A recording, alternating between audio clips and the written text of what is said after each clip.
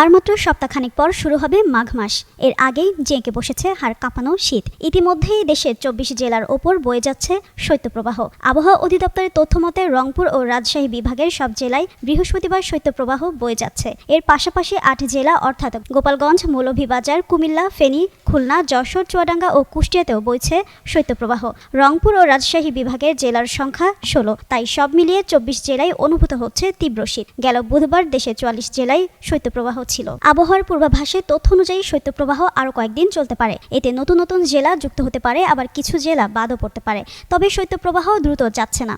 এক সপ্তাহের বেশি সময় ধরে তা চলতে পারে। ৭ ডিগ্রি সেলসিয়াস। এদিকে আজ দেশের সর্বনিম্ন তাপমাত্রা রেকর্ড করা হয়েছে ৭ ডিগ্রি সেলসিয়াস। সবশেষ সারা দেশের জন্য দেওয়া ১২০ ঘন্টার পূর্বাভাসে বলা হয়েছে, অস্থায়ীভাবে আংশিক মেঘলা আকাশসহ সারা দেশের আবহাওয়া শুষ্ক থাকতে পারে। মধ্যরাত থেকে সকাল পর্যন্ত মাঝারি থেকে ঘন কুয়াশা পড়তে পারে এবং কোথাও কোথাও তা দুপুর পর্যন্ত অব্যাহত থাকতে পারে। রাতের তাপমাত্রা সামান্য বাড়তে পারে এবং দিনের তাপমাত্রা প্রায় অপরিবর্তিত থাকতে পারে।